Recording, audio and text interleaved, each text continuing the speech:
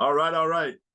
Welcome to the Never Sell Ice to Eskimos podcast. My name is Lonnie Sweet, the CEO of Sweet Management Group. I am fired up to have another great friend of mine, Adam Geisler, who is the CEO and founder of Youth Athletes United. Geis and I have been back.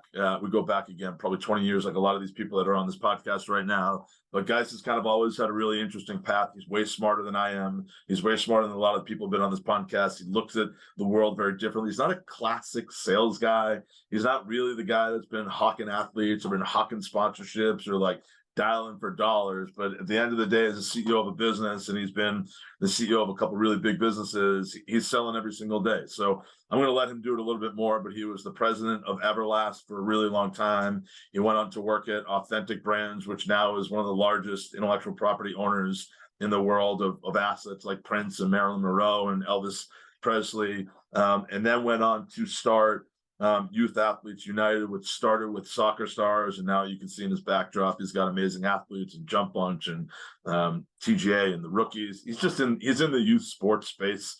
We were just talking before we got on here, which is kind of amazing because his kids aren't into youth sports, and I was sharing about how I was on the fucking road all weekend with my kids in youth sports. None of the stuff that he's talking about. So anyway, I'm super excited, guys. Thank you for coming on today, bud.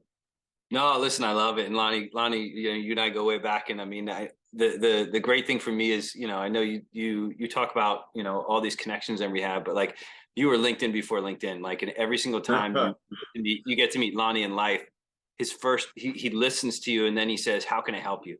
And there aren't a lot of people like that in life. And so like, I've always loved our friendship, our relationships, and just that part of it. And this is kind of one of those things I think, ultimately, somewhat altruistic is how are you helping your friends, right? How are you helping your friends connect their stories? And, for me personally, I remember back when I was at GW and I was getting my exercise physiology degree, which I'm still not sure exactly why or what that's used for. But I talked about like my commencement speech of like, find your passion and the rest will come. Right. And so I've always been very passionate about sports. Wait, did you say commencement speech? My commencement speech, yes. You actually were smart enough that you were at the head of the class and you gave a commencement speech. I'm not glossing over that, guys, by the way. You don't just say commencement speech and get glossed over there for a minute. To be fair, there were 15 people in our exercise physiology department. Okay, fair. I was to 15, but okay, I'll take gotcha. I'll take it. So anyway, sorry, commencement speech, passion. Go ahead. Passion, but like, find your passion. So like, I've always enjoyed sports. I've always been passionate about sports, but I feel like I've always been passionate about the business side of sports. And you and I have been in parallel roles kind of throughout our life on that. And I was never the best athlete, but I always enjoyed the physical benefits and the well-being and the friendships and relationships and all these skills and life skills I got through sports. And so, you and I have been through various careers where we've seen various things. And I think, I had an interesting opportunity, at about the 20-year mark of my career where, I had all these great skills that I'd learned, whether it was licensing, negotiation, merchandising, all these things. I said, but I'm a very commercial person by nature, right? I am always selling, but to your point, I like to believe I'm selling a passion. I'm a much more subtle salesman than other people. But I want to have like commerce with a purpose. I want to know that if I'm selling something, it's going to have an impact on society in a positive way. And there was an opportunity, almost 5 years ago where super soccer stars and amazing athletes both came up for sale about the same time. And, being in New York for 20 plus years, my kids had gone through super soccer stars and said, this brand is amazing. It's this rite of passage. Everybody's been through it. And wow, like if I could think about all the experiences that you and I have had in sports and naming rights and athletes and all these things, if we can really put some additional professionalization, technology, experience, kind of all the things that we've done in our industry to the first sport experience that a child has, man, there could be something really fun. And again, if we're wrong, what's the worst thing that happened? Right? We positively impacted kids through sports or through soccer in this scenario, right? So I looked at this and said, I got to figure out how to make this happen. And so, I found out about it. The quick story is one of my business partners who's with us, he's our chief technology officer. He was actually in an interview with another company and found out that super soccer stars were for sale. The guy interviewing him went to the bathroom and he texted me. He said, I think we got to buy this. So I went on LinkedIn. I connected with the owner. Within about a week, I had 4 partners who are kind of all in the same headspace, private equity group. we raised a decent amount of money between ourselves and a private equity group, and we were off to the races of buying, this platform, this youth sports platform. And I don't think we didn't know exactly what we were going to do in the end. 4 or 5 years from now, I think is a little bit different than where we started. But I think at the end, our vision and mission was, how do we create this space where every kid's an athlete? How do we positively impact them through sports? And how do we make sure that they're having fun while learning the fundamentals of sport? And so, like, just a real simple mission. And we said, well, let's start with soccer since it's the gateway sport. Let's look at amazing athletes because it's a sport where every kid, you're trying, 10 different sports. And let's just focus on that 4 to 6 or 2 to 6 age range, that first sport experience. That's pretty dope. I mean, I can tell you, again, I was telling you my trials and tribulations of girls lacrosse this weekend, but that 2 to 6, I can tell you my oldest, both my kids, stopped playing soccer because they had a bad experience at probably about 6 years old. So never played the game. They had a bad experience. The coach was kind of an ass. They just didn't like it. My oldest now just decided she wanted to play freshman soccer because, did social sports, and she loves it. Right. And so the importance of being able to connect with a kid at that age, and listen, to connect with a parent too, and make it fun and make it happy and not make it intense and be able to bring joy around it. It does impact kids' lives, like potentially in a good or bad way, right? If it's not done right, there's a negative, potentially a negative kind of feeling towards sports that all of us parents have to kind of like fight against if we want them to do it, right? Or positively, they lean into it and they find joy and they find happiness. You can go out and kick the ball around with your kid, or you can go out and play pickleball, you can do whatever it may be with your kid on the weekends, and that's pretty fucking dope. Yeah, and listen, you said it best, and we say it a lot when we talk about it, right? We have this big opportunity, this big responsibility, right? The responsibility is that if it's not a great class, it's not a great experience, the coach isn't great, all those things aren't great, the kid may opt out and say, I've done this, I tried this is not for me, right? So it's a big responsibility. And so, that's part of why we've created this franchise platform, to allow other people to kind of take on our curriculum, our content with a really positive way. But also it's a huge opportunity because if you do get them and they do really enjoy that sport or sports, and we can keep them in that ecosystem, it's a big opportunity, and it's awesome. It's awesome. And so we basically have said the way to scale that is we want to create this youth sports franchise platform. So we're one of the largest youth sports franchise platforms today. And so what it means is every single one of our brands, Soccer Stars, Amazing Athletes, TGA, those are our big 3 brands, tennis and golf, that those are all franchise businesses. So what we say to somebody is, if you are, do you love sports?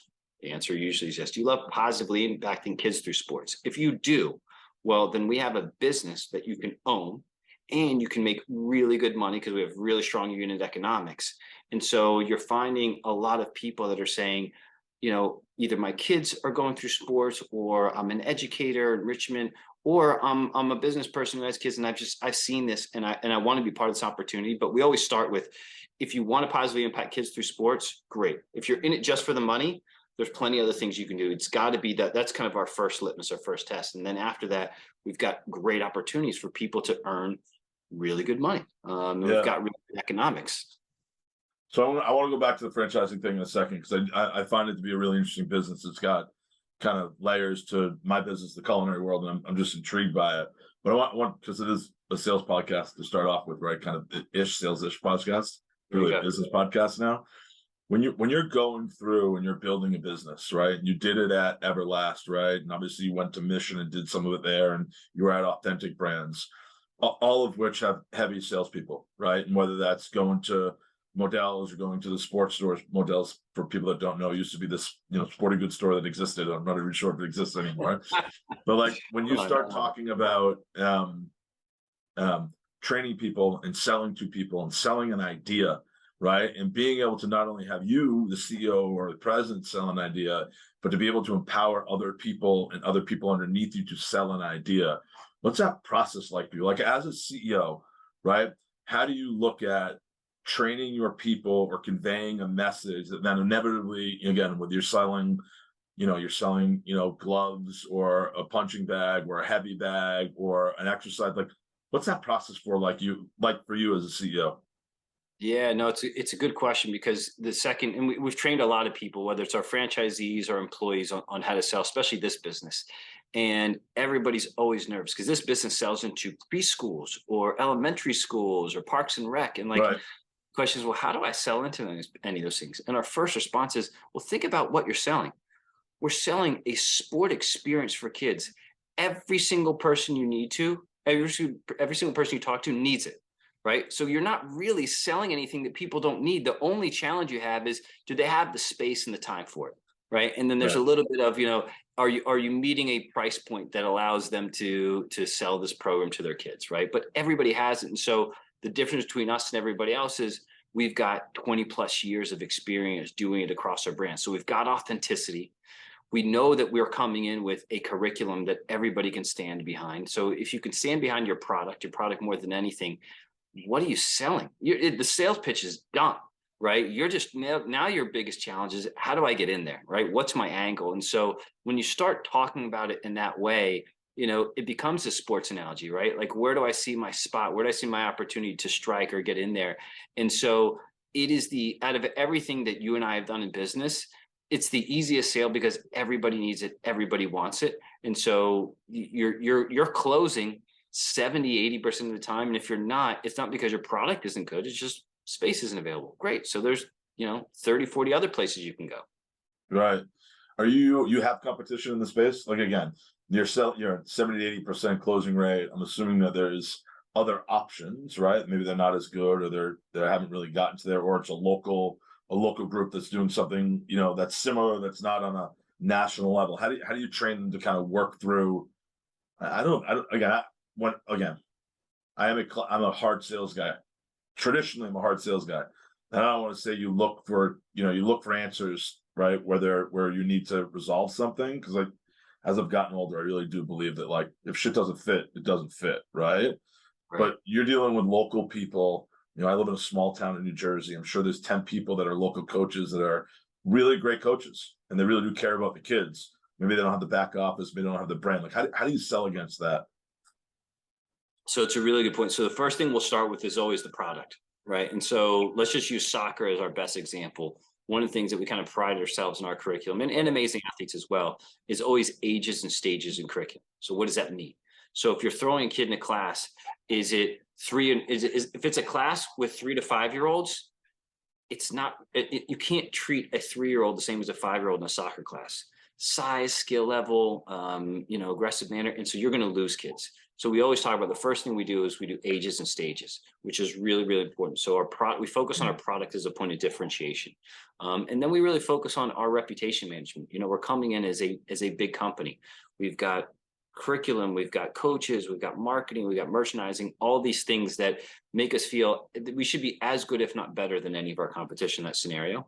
And there are 1 or 2 franchise competitors out there. There's not a lot. And so you always want to give a customer an opportunity for choice, right? They're always going to take, if they have no choice, they're going to take what's there. If somebody comes in with something as good, if not better, well, then maybe you got a shot. So sometimes we're getting people at the right time. Somebody hasn't delivered really well. So even though somebody's there, we still knock on that door because maybe they're not satisfied with that product and they're giving us an opportunity to do it. Or maybe somebody's teaching only at these ages and we can come in and teach at 12 months. Or if it's not soccer, we're coming in with 1, 2, or 3 of our other brands that we have. Right. And we're still impacting them through sports, and we're still getting them more optionality for their kids. And so we always focus on the product first, to make sure that that's what we're selling and that's what we believe in, and we put product to product. And then usually it comes down to, can we be reliable, or can we find an angle to sell against that other person that may be selling into that space? Gotcha. And then you also find out is, like, again, as you go through this, is opportunity, right? Like in our space, and let's just use soccer again as our example for soccer stars. People always think, okay, if I want to be a franchisee of soccer stars, well, I can't, all the fields are taken. Do I have to do lines? Do I have to do this? We don't want you to sell a soccer program in a soccer field. If you are a parent and you've got a 4-year-old or 3-year-old, we need to be within 15 to 20 minutes of you, or you are not taking your kid to that class.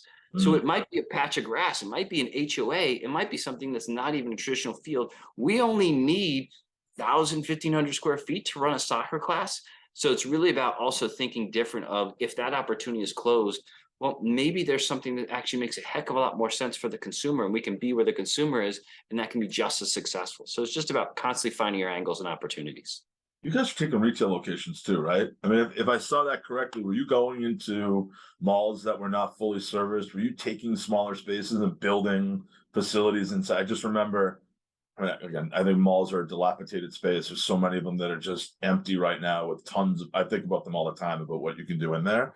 But I think you have gone in there and built facilities inside retail spaces, right? Yeah, and listen, we've tested a lot of brick and mortar Right. concepts for our retail franchise, and I think what we found is we found what works and what doesn't work. And again, you kind of go back to in our business, it's that 15 to 20-minute rule or mile radius rule. Because if it's a mall and it's not within 15, 20 minutes of the consumer, the parent's not going there. Right. Right. And so you're limiting your base. The good is there's always parking, there's always things to do. And so maybe you can extend that to 25 minutes if the parent's really passionate about it. But those young ages is tough. And so we have found actually the brick and mortar concept works better in strip malls where you have a bunch of schools, a Right. bunch of kids, a bunch of class, you built it, and you're basically creating a hub and spoke model. So if we know we've got a really strong business, let's get one dedicated location where we can control the experience. We don't have to worry about permits. We don't have to worry about times. We can get people, weather's not an issue, and we can really run a lot of kids through those locations. And that's where we see the future of kind of like creating a hub and spoke model for brick and mortar retail locations for ourselves. Will those be owned and operated by you guys and then franchised out, or will the franchisees also own those brick and mortars? The franchisees will own those brick and mortars. So you'll give them an area, you'll give them Essex County, New Jersey as a franchisee. You'll say, this is your space, this is your area, you go manage the hell out of the market. Yeah, so franchisee, and again, we'll use Soccer Stars, gets a population of 400,000, right? So they've got a big population territory. That's their territory. And then they'll start to pick apart and say, okay, these are the schools elementary schools I want to go after, the preschools, the locations that I want to build. And as they start to build scale, they might say, listen, as I'm up to, 300, half a million, $1 million in revenue or a number of kids, I might say, okay, great. I've got all these different locations. Can I go and own this one location? It's much easier to keep coaches, equipment, and experience in one location. Can I funnel into this location? So we say, don't start with a hub location, build a business, build a mobile business, and then find one place where you can concentrate everybody and build it into that one location.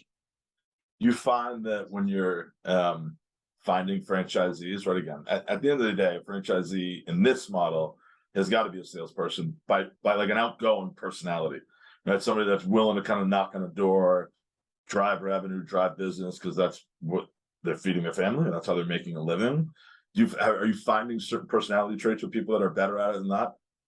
There's no question people who are really good salespeople are phenomenal at scale. But listen, we provide a lot of resources because there are some tremendous people that care so much about kids and the coaching, the curriculum, that they're very scared of sales. And so when you sign a franchise, we actually have a franchise business coach, a success coach that comes with you for the 6 months. They'll actually go in and help you sell for the first 2 weeks when you get up and running. So usually what happens is, and we found it more often than not, as we've started to launch this business success, so this salesman for hire kind of in our world, right, is that once we teach you how to sell, we teach you how to fish, you can get there on your own and you start to find out that, it's not that intimidating. And I may not be the greatest salesperson, but again, what am I selling? If I'm selling myself and my product, all of a sudden they realize that they are very good at sales because it's not, you're not selling insurance. You're not selling something that people might want to decide on. They need this in their lives, right? The people are talking to, the kids need it. So we often find that, yes, you want somebody who's not afraid to sell. And if they are, make sure they have a partner or somebody else that they know they can rely on that if they're good at another piece, right? So you find your complements and then also try to train them up so that they can do it on their own. Yeah, that's awesome. It's exciting, man. It really is. I got some other questions before we get there. Somebody wants to be a franchisee, somebody wants to learn more. Where do they go to find more information? Yep. So go to youthathletesunited.com and then you can see all of our brands, Soccer Stars, Amazing Athletes, and TGA, and you can get all the information. All of our contact info is there, and we will get back to you quickly because, again, our biggest thing is we love what we do, and we just want to get more people involved. And so when we find talent, like we're all over it. We spend a lot of time to get somebody in who we think can really scale and impact more kids. It's amazing. How many franchisees do you have across the country? So we're up to about 226 franchise units across the country. We just Soccer Stars as a franchise for the first time. It's 20 years, less than 2 weeks ago. And it's going to be awesome. It's going to be awesome. So we're seeing a lot of new franchisees come in just through that. We'll be at 500 franchisees within the next two years. And again, it isn't the number of franchisees that you get. What you really want is multi-unit franchise owners. So if Lonnie is a great franchisee, we don't want to get somebody to compete right next to you. We want you to get the next territory and the next territory and create all these systems and operations so that you can scale, because it's better to teach one franchisee to be great than hundreds of franchisees. By the way, we do, but you really want a good majority of your system to be multi-unit owners. So those are the people that get opportunities, and they're the people that can scale. It's amazing. All right, a couple of rapid fire questions, and then we can talk about whatever the hell we want to talk about. Podcast or books? Podcast. What are you listening to right now? So again, I'm nerdy or not, but I love the Wolf of Franchises. Since we've been in this franchising space, I think he's just absolutely awesome. And I love hearing his perspective of franchisees and kind of how they're getting into it. And then I love how I built this. I just think I love the origin stories of how these founders founded their business. So those are my two favorites. Have you started watching the All In podcast? No, I haven't. Oh, dude, it's so good. I think I have, actually. Yeah. It's so damn good, especially right now with everything that's going on with Twitter. They're like back end, they're a part of it. They're investors, and a couple guys in the podcast that are actually like buddies with Elon that are part of taking over Twitter. It's really interesting to listen to. I gotta get in on that one. Then I have not. Now I got to get in on that one. Cold email or cold call? Oh, I love it. I tend to cold email first, and that's just my personality. My other partner would cold call in a heartbeat. I tend to cold email first, and then I go to cold call. Gotcha. Pickleball or tennis? I got to be honest, I'm loving pickleball. I mean, not that I don't love tennis. I'm a big fan of both. I love pickleball for the fact that I don't have to worry about if I can get people to play with me. It's a much better tandem game. And I just think it's a much better social game. And so at this age and stage of my life, I like pickleball a little bit more. Yeah. So for anybody listening, 5 years ago when Geisler was at Authentic Brands, I was pitching him something. We were talking about, I don't know what the hell I was trying to sell him. I was trying to sell him something. And you had said to me, man, what are we working on? Like, tell me what's going on. You're like, oh, we're doing stuff with prints. And I think you had started working with your brand. And it was like, I started talking about paddle, me playing paddle at the time, platform tennis. You're like, dude, you got to lean into pickleball. And I was like, what the fuck is pickleball? Like, I have no clue what pickleball even is, right? And like now I'm a pickleball addict, right? Like I'm playing 3 days a week. I think the greatest sport in America. Thinking about like, can I build a restaurant pickleball location? Like, can I do things that are like this experiential marketing, like pickleball and award-winning restaurant together? So you were like way on the forefront. And I don't remember, was it Prince that was leading into it, or was there another brand that was actually you guys had bought into for pickleball? Yeah, no, it was Prince. I mean, again, think about one of the oldest tennis brands founded in Princeton, New Jersey. And, you know, and again, I think it's also a good lesson in life of like, when the new shiny thing comes around, people who are purists tend to stay in their lane. And I went through this in my parallel to pickleball that I'm going through with our franchisees now. I gave it to Everlast. When we were at Everlast, there was no bigger boxing brand. There still isn't to this day. And MMA came up. Mm-hmm. MMA, it's different. It's not the same, and it's bloodier, and it's grappling, and it's this. And so we didn't opt in. And so we watched MMA grow, and MMA became within the sporting goods world, probably equal to boxing. And that was a big mistake on our side. Hubris and purists of just saying, we're just not going to touch it. And so we look at pickleball, and, we've got this tennis and golf business that has been around for 17 years. It's amazing. And we are going to be the leaders in pickleball in this youth space. We're adding as kind of our third most important piece, because if we don't, we're ignoring the consumer. The consumer has made the decision. So who are we to say we say the consumer's wrong? The consumer's right. So let's get after it, and let's be authentic, and let's really own that space and teach kids at the beginning what pickleball is. And again, I think what we love about pickleball more than anything, it has this great parent-kid dynamic, right? You talked about it, we were talking about earlier, like you play with your daughter. And so what better sport to have kids grow up on that they can play with? And by the way, that's also what's fantastic about golf and tennis, but golf as well. Like I wish growing up that golf, I had something like TJ in my life, because I didn't learn how to play golf until I was in college. And now, like my brother, my nephew, my dad, like we go play golf together, and it's just this social bond that we have. And why aren't kids getting an opportunity to learn that at an earlier age? And so we really pride ourselves on growing the game of golf and tennis the same way, because those social sports, like again, it's just one of those really awesome things about this sport dynamic that we love. It has so much to provide to their kids and the family. I agree. I couldn't agree more. One more thing. I'm curious because you really are an entrepreneur, right? I don't think you started that way, but going into Everlast and Mission, and now what you're doing. Like, what kind of piece of advice do you have, other than like find your passion? Because I think that's a really good one. But like in this day and age where we're dealing with a different generation, take it for good, take it for bad, whatever you want to talk about. We're working from home. There's a lot of alternative ways to kind of build a business, right? Find a living. What kind of piece of advice? Kids calling you and asking me like, "Hey, Adam, thanks for the time. What can you tell me to kind of help me in my career? Like, what's your career advice to people, or just like just whether you're young or old or whatever it may be? You've done a lot, dude, right? I mean, you really have. You've been really successful in a couple of really interesting spaces. So I'm just kind of curious, like the advice you give and kind of what drives you as well. Yeah, and I appreciate it. And listen, I've been very fortunate, but again, I think you make your luck and you get lucky. And so I think one of the things that I've always done, and I probably learned, I think you learn a little bit of something from every job and every experience. I think from one of the founders of the brands I was at Mission, what I really learned is just like this kind of relentless pursuit of what you want to do and what you want to be. And so I've always been very big. I would call myself a human LinkedIn. I think that's one of the reasons why you and I connect so well. Is like I'm always networking. And not just for networking's sake. Like again, sometimes it's altruistic, sometimes it's not. In the back of my mind, I'm like, well, can I do something with this person, or can it get me to my end goal?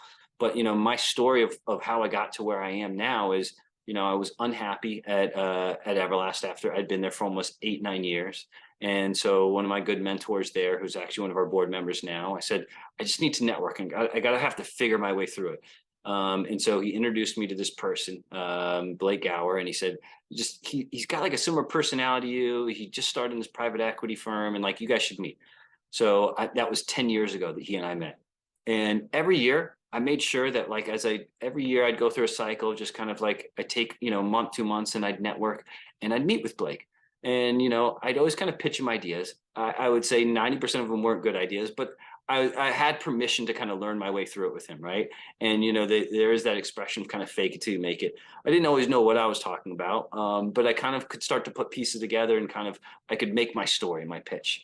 And so the irony of it is, he actually is the reason why I am where I am now, is because 10 years ago when I had met Blake, when the opportunity came up for us to acquire Super Soccer Stars, he was my first call. And fortunately, his partner and the main investor in our business, his child had gone through Super Soccer Stars. And he's like, I know this brand. I love it. I can see what you guys are saying. It was like an instant sale, an instant connection. So I say networking is key, and how you network yourself. I mean, I'm probably most aggressive on my social platforms with LinkedIn.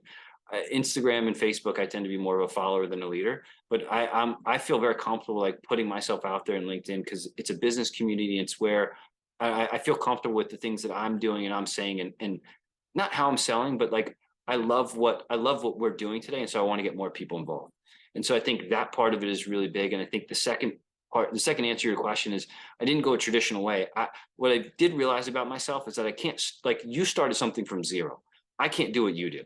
I'm not good at starting out something from zero, whether I don't have the intestinal fortitude for it, I don't have enough of the vision in it. I think what I realized about myself is my skill is making greater. And so I'm what I've now learned is buy then build. I'm really an acquisition entrepreneur.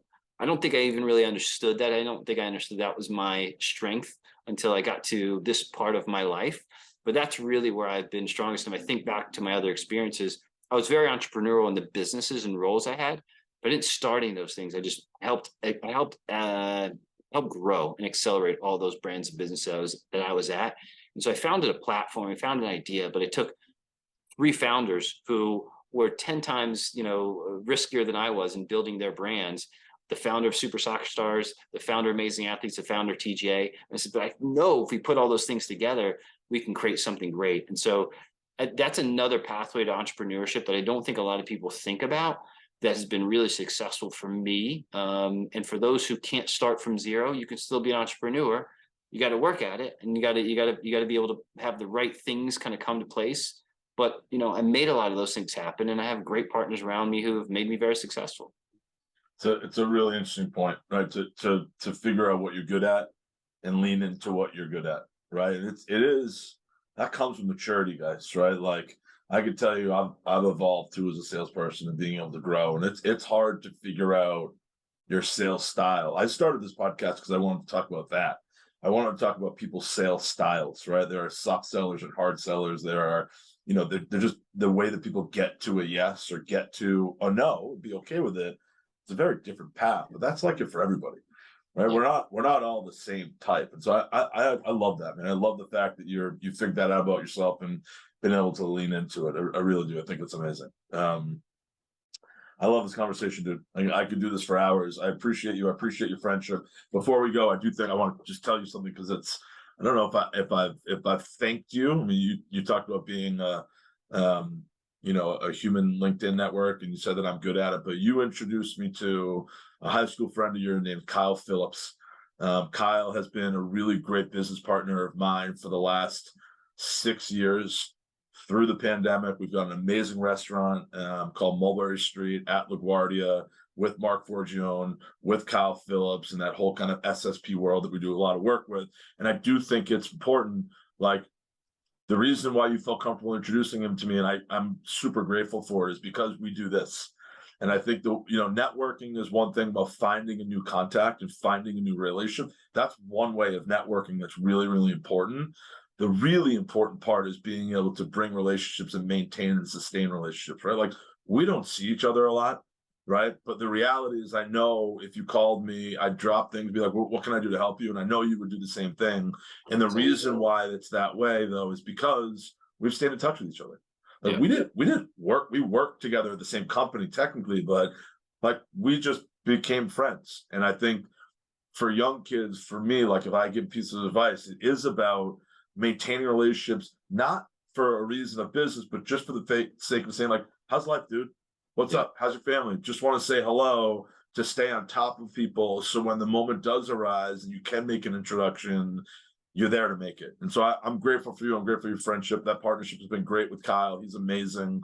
The fact that he's got like 23 kids and he homeschools all of them, and he's living, it's like kind of crazy. And he's still sane and a good dude, and somehow his wife is an absolute saint, because he's on the road like 40 weeks a year, and she's, I don't know, raising a baseball team, which is amazing. But I'm grateful for you, and I appreciate your time here. And obviously I'm here if you need anything, bud. Yeah, and it just made to end on that one note, and that's awesome, and thank you. And I'd say just to add on to it, though, but also it's like your personal currency, right? And I talk about it a lot, especially in this business.